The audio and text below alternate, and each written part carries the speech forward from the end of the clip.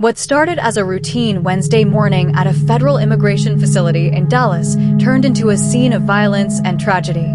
A sniper on a rooftop, multiple people shot, and shell casings left behind with a political message.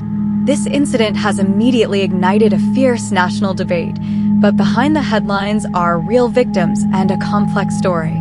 In this video, we're going to break down exactly what happened, who was involved, and what it reveals about the current state of America.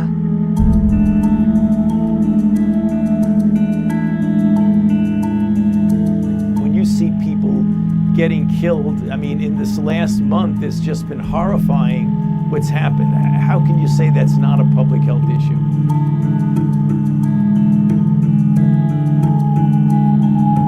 On the morning of Wednesday, September 24th, 2025, at approximately 6:40 a.m. local time, a gunman, described by authorities as a sniper, took up a position on a rooftop near the ICE field office in Dallas. More violence to tell you about. This is the gun insanity this morning in Dallas. A man armed with a rifle opening fire from a rooftop at a federal ICE immigration facility. From this elevated vantage point, he opened fire, shooting indiscriminately at the building. Police say he was shooting indiscriminately and killed one immigrant detainee. Two others were injured. The Department of Homeland Security confirms the gunman specifically targeted a van located inside the facility's Sally Port, a secure entry and exit point. Inside that van were 3 ICE detainees who had been arrested and were in the process of being transferred. All 3 were hit. After the attack, the shooter was found dead from what officials have confirmed was a self-inflicted gunshot wound.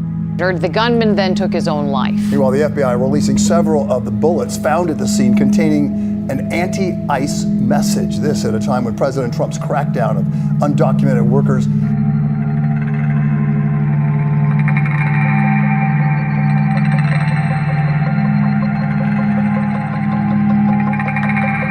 Law enforcement sources have identified the shooter as 29-year-old Joshua John. Here's what we know about him. Here is the only photo we have right now of the suspected shooter, who police have identified as 29-year-old Joshua Yawn. This is a mugshot from 2015, following an arrest for possession of marijuana out of Collin County. Police say he killed himself before they arrived this morning. He was perched on the roof of a nearby building. Public records show he was a registered independent and had a nonviolent criminal history, a past marijuana-related felony from 2016. The most prominent piece of evidence pointing to a motive was found at the scene: bullet casings engraved with the phrase anti-ICE. Made it out okay. The FBI says the suspect wrote anti-ICE on his bullet casings, but shot immigration detainees. Terrified the people caught in the line of fire.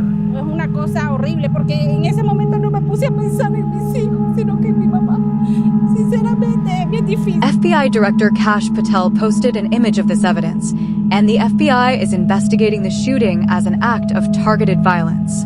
However, this apparent political motive has surprised those who knew him.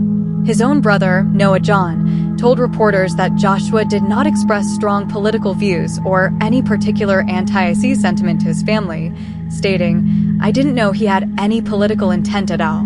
It's just gotta stop. It's dangerous. The people are losing their lives. Beyond the political rhetoric, this was a terrifying experience for ordinary people on the ground. Shane Reynolds was waiting on a bench outside for someone from his church when the shooting started. He described taking cover behind a chain-link fence, hearing between 6 to 10 gunshots, and hoping each one would be the last. Myra Robledo, 71, was inside the building for an immigration appointment. Her immediate fear was for her daughter, Denise, who was waiting outside in the car. She spoke of the anguish of being separated during the chaos and her relief upon reuniting later.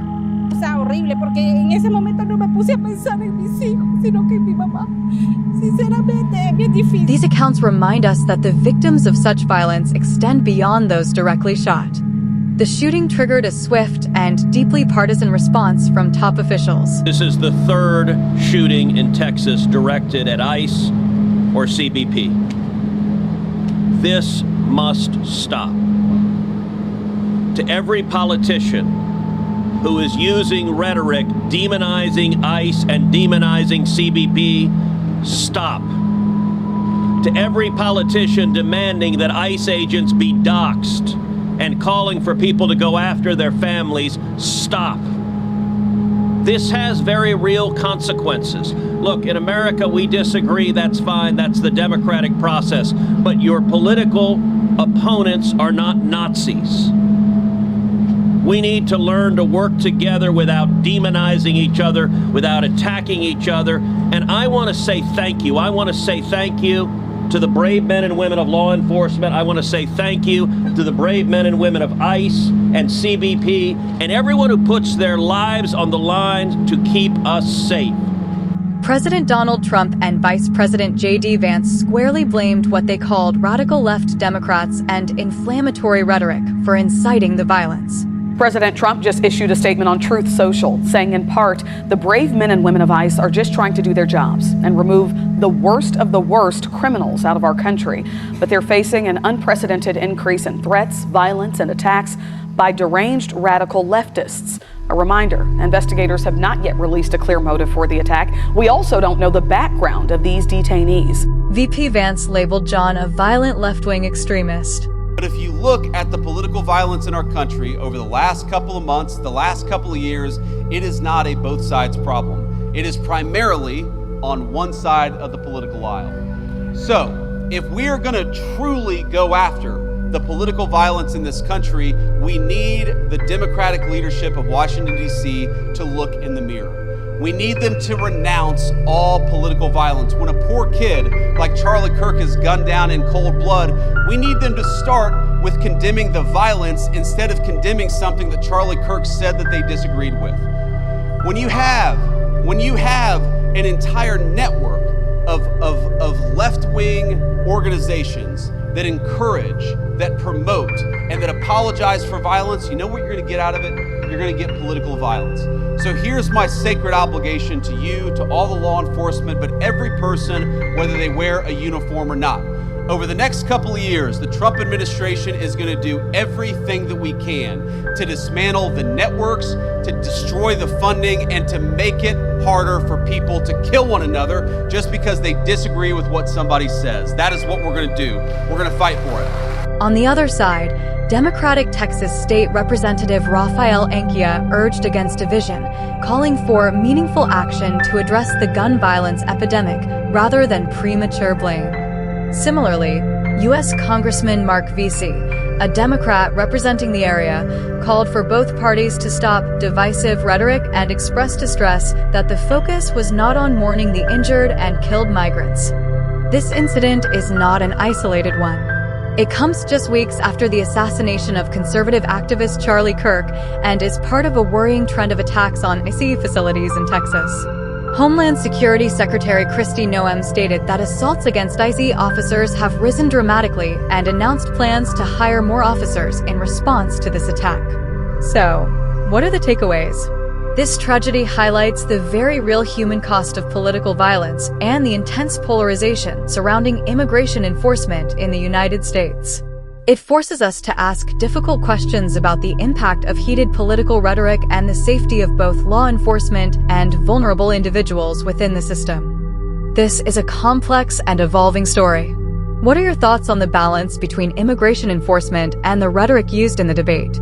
Share your respectful perspectives in the comments below. If you found this breakdown helpful, please like this video and subscribe for more balanced news analysis. Thanks for watching.